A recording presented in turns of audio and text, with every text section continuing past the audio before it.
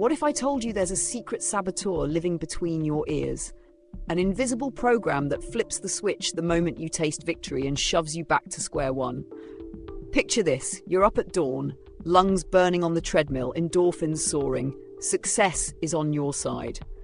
Then one lousy night's sleep or a tiny argument sends you spiraling back to Netflix and takeout. That's your brain's self-sabotage code in action.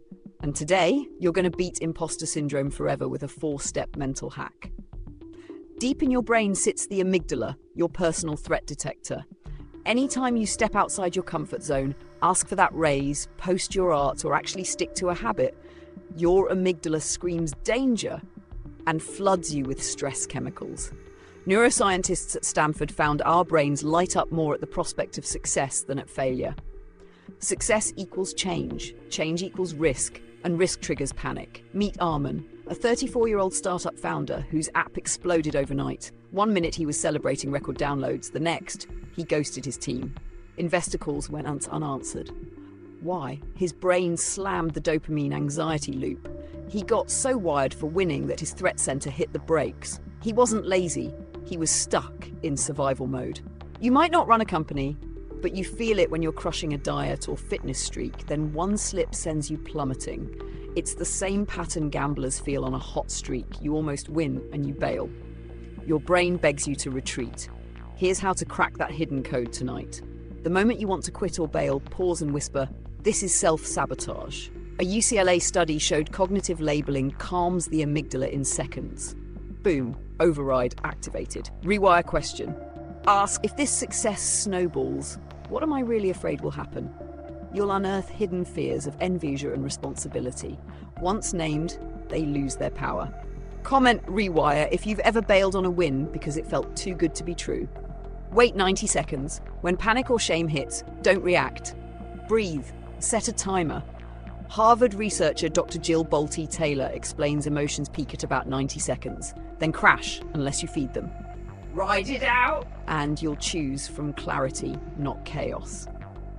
Micro-expose daily. Each day, do one thing that scares you slightly. Post a bold thought, make that nerve-wracking call, and share a new skill.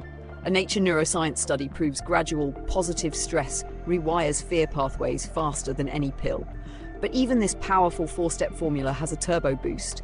Elite performers use a Navy SEAL breathing drill to supercharge calm under pressure. Coming up next. Smash that like button if self-sabotage has ever robbed you of a win, and type "I'm in" to lock in this next-level technique.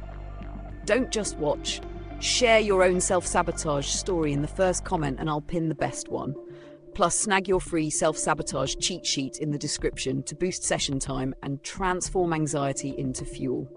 Before we dive into the SEAL drill, let me tell you about Maya, a corporate lawyer who'd climb every ladder only to trip on the top rung.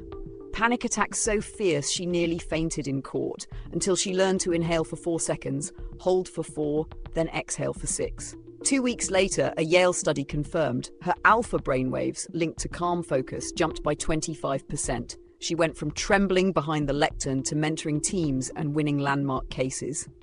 Now, imagine waking up tomorrow with your internal alarm silent. Deadlines feel like dares, traffic jams become breathing breaks, and every small win propels you forward. Type "I broke it" if you're ready to own your success story, and hit subscribe, because next week we reveal the SEAL-grade breathing hack that Special Forces operators ban from sports competitions. Your brain isn't broken, it's waiting for you to take control.